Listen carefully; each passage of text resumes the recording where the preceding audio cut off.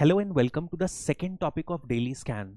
इस टॉपिक पर अपन बात करेंगे रशियन प्रेसिडेंट व्लादिमीर पुतिन की, जो रिसेंटली अभी यूएई और सऊदी अरेबिया विजिट किए।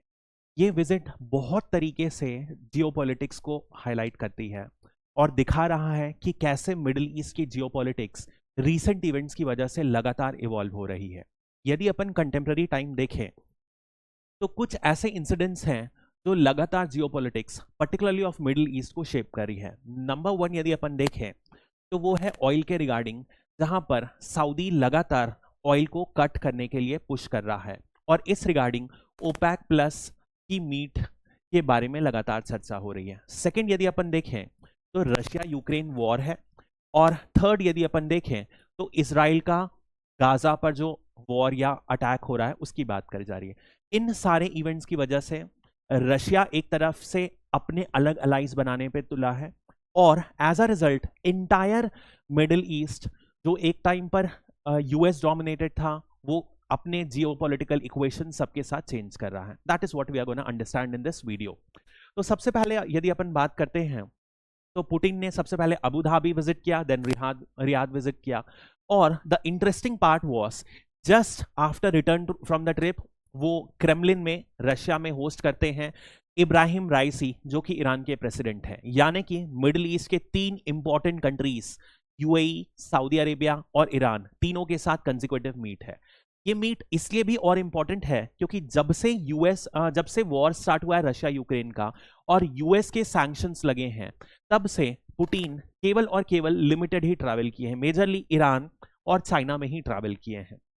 यानी कि एक ट्रस्टेड पार्टनर है जिसकी वजह से ये ट्रैवल कर सके। उन्होंने ट्रस्ट दिखाया है मिडिल ईस्ट कंट्रीज में क्योंकि एक आईसीसी ने पुतिन के अगेंस्ट वारंट इशू किया था।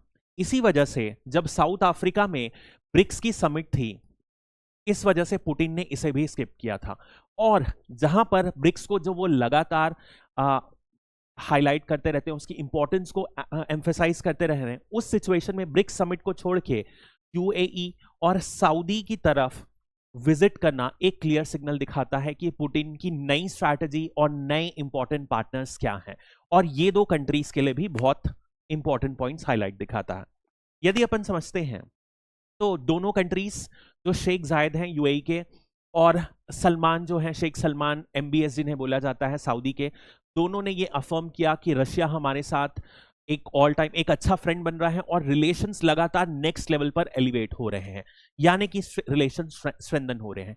अब ये क्यों इंपॉर्टेंट है और किस लिए इंपॉर्टेंट है, ये अपन बात करेंगे। सबसे पहला, जहां पर भी मिडिल ईस्ट आता है वहां पर ऑयल का नाम आता है। दो कंट्रीज जो स्पेसिफिकली बहुत ज्यादा इंपॉर्टेंट है, सऊदी, रशिया। रशिया हालांकि ओपेक का मेंबर नहीं है, लेकिन ओपेक प्लस का रशिया मेंबर है।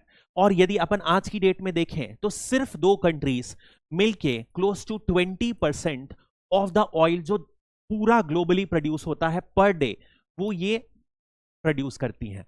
और ये दोनों के इंटरेस्ट में है कि प्राइस ज्यादा रहे। इनफैक्ट यदि देखा जाए तो हाई प्राइसेस ऑफ ऑयल की वजह से ओपेक प्लस डिमांड कर रहा है कि लगातार कट करें ताकि प्राइसेस ऑयल की हाई हो जाए, और हाई प्राइसेस की वजह से ही रशिया अपना यूक्रेन वॉर एक तरीके से कंटिन्यू कर पा रहा है, उसे फाइनेंस कर पा रहा है।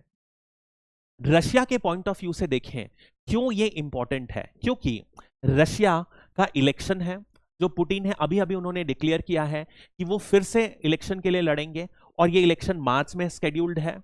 यानी कि अब पुतिन एक बार वापस से अपने जो डोमेस्टिक स्फीयर में है दिखाना चाहेंगे कि उनका अभी भी कितना बोलबाला है इंटरनेशनल स्फीयर में, और जिस हिसाब का उन्हें वेलकम मिला है यूएई में, तोपों की सलामी मिली, खुद सुल्तान जो शेख्स हैं दोनों ने ग्रीट किया सऊदी और यूएई में, तो ये दिखा रहा है कि अभी भी इंटरनेशनल लेवल पर पुतिन रशिया को आइसोलेट नहीं किए हैं और अभी भी रशिया की कमांड हाई है। डोमेस्टिकली एक बहुत इंपॉर्टेंट प्रोजेक्शन जो जा रहा है। नेक्स्ट, ये वेस्टर्न कंट्रीज के ऊपर भी सिग्नल जाता है, आप जो मर्जी हमारे ऊपर सैंक्शन लगा दो, हम आइसोलेट नहीं होंगे, हमारे नए फ्रेंड्स बन रहे हैं, we are looking for global partners, जिसमें में से और ऐसे भी कोई आलतू फालतू कंट्रीज नहीं, जो मिडिल ईस्ट के यूएई, सऊदी, दोनों कौन है, ट्रेडिशनली यूएस अलाई है, सऊदी तो खासकर, वो अलाई को हम आपके तरफ से हटा के अपनी तरफ अलाई करें। This is the strategic significance, और इतना इंपॉर्टेंट जियो पॉलिटिकल कार्ड होल्ड करता है। यूएस के अलाई को अपनी ओर खींचना ये दिखा रहा है, that is the extent. Next, West को सिग्नल करा, जो अपन ने ऑलरेडी बात करी। सैंक्शंस में है रशिया बहुत ज्यादा, उसके बाद भी उसकी इकोनॉमी क्रिपल आउट नहीं हुई है, इनफैक्ट इकोनॉमी ग्रो कर रही है। और अभी के कुछ रीसेंट यदि रिपोर्ट्स देखें तो रशिया यूक्रेन वॉर में भी रशिया बहुत सिग्निफिकेंट लीड्स लिया है, दैट इज द आइडिया।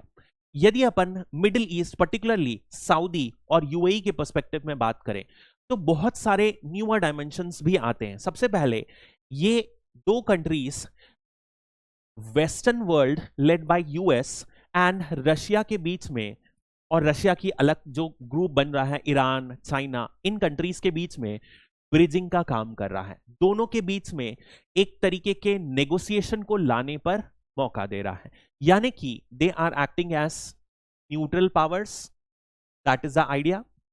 इस वजह से यदि अपन देखते हैं तो अगस्त में इसी साल सऊदी ने एक मीटिंग होस्ट की थी जहां पर वॉर को कैसे विराम लाया जा सके उसके बारे में डिस्कस किया था, जिसमें all major players attended this. Russia की साइड से, यूक्रेन के साइड से, यूएस, इंडिया के एनएसए अटेंड किए थे, चाइना के रिप्रेजेंटेटिव अटेंड किए थे, दैट इज द एक्सटेंट। और यूएई अभी रशिया का एक मेजर बिजनेस हब बन रहा है।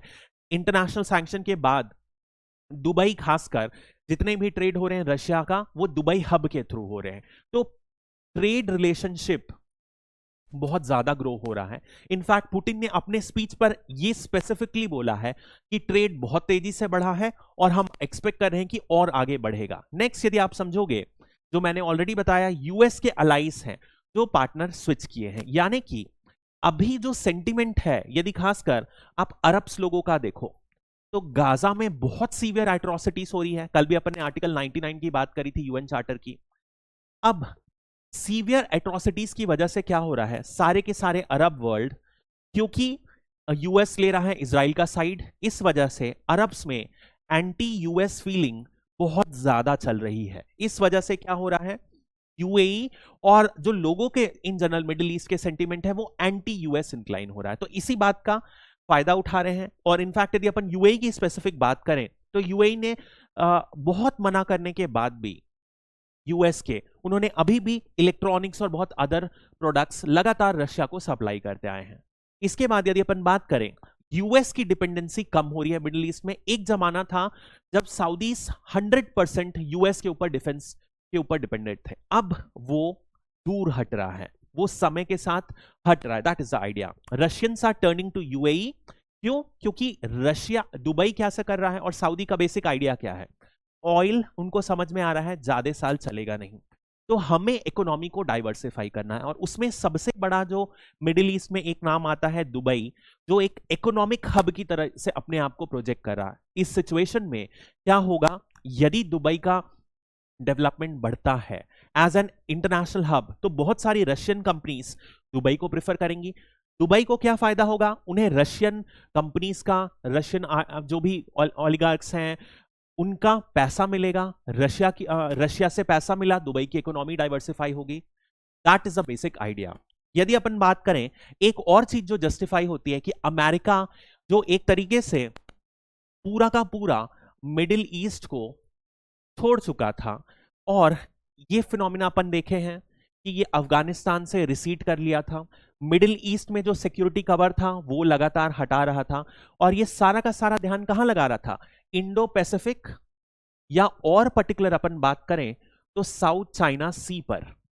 ये बात वापस आ गई कि इस एरिया से अमेरिका वेकेट नहीं कर सकता। अमेरिका इस रीजन में स्ट्रैटेजिक प्रेजेंस रखना बहुत ज्यादा जरूरी है। ये बात क्लियर हो गई। अब आप देख सकते हो अमेरिका की जो रीन्यूड इंटरेस्ट है इस एरिया में, ये इस बात को क्लियर दिखाता है। एक बात और जो इन पूरे जियोपॉलिटिक्स में सामने आई है, वो सबसे बड़ा विनर है रशिया। क्यों? क्योंकि एक तरफ क्या हो रहा है कि इजराइल का वॉर हो रहा है, इजराइल का वॉर ज्यादा गार्नर कर चुका है अटेंशन, इस वजह से रशिया यूक्रेन वॉर जो 2022 से चल रहा है वो इग्नोर किया जा रहा है। तो यूक्रेन की सप्लाईज, वॉर एनुमरेशंस या एड में जो सप्लाई थी वो कमी आ गई है। मतलब कि इनफैक्ट यूएस, यदि अपन देखें, यूएस के रिपब्लिकन ने अभी बिल ब्लॉक कर दिया है। बाइडन लगातार डिमांड करते रहे कि मनी रिलीज किया जाए, मैं पुतिन को जीतने नहीं दे सकता, बट रिपब्लिकन्स ने ब्लॉक किया। एज अ रिजल्ट यूक्रेन को अब फंडिंग रोक दी गई। यानी कि एक तरफ से रशिया क्या बन रहा है, नए अलाइज बना रहा है मिडिल ईस्ट में। दोनों के दोनों ट्रेडिशनल अलाइज ईरान के साथ रिलेशन स्ट्रेंथन कर रहा है, नए अलाइज सऊदी और यूएई के साथ पार्टनर कर रहा है, और on top of it Russia Ukraine war में रशिया ने बहुत सिग्निफिकेंट लीड ली है, यूक्रेन पिछड़ रहा है। That is the background. इस पूरी स्टोरी में कुछ बातें साफ होती हैं कि Middle East is going to be a hot pot of geopolitics, that is for sure. Russia अभी भी रशिया यूक्रेन वॉर में इंपॉर्टेंट रोल प्ले करेगा, और द वॉर में फुल फाइट अभी देने की कोशिश करेगा, कि फुल फ्लेजेड वॉर को खत्म करने की कोशिश करेगा।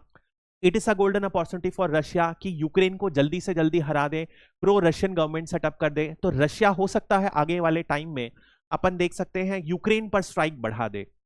और रशिया अपनी इकोनॉमी को बहुत तेजी से डाइवर्सिफाई करने की कोशिश कर रहा है वाया न्यू अलाइज, ताकि वो वेस्टर्न सैंक्शंस को ओवरकम कर सके, नए मार्केट खोज सके और दूसरों के प्रोडक्ट्स को अपने यहां ला सके। That is the basics of geopolitics and the evolving geopolitics of middle east.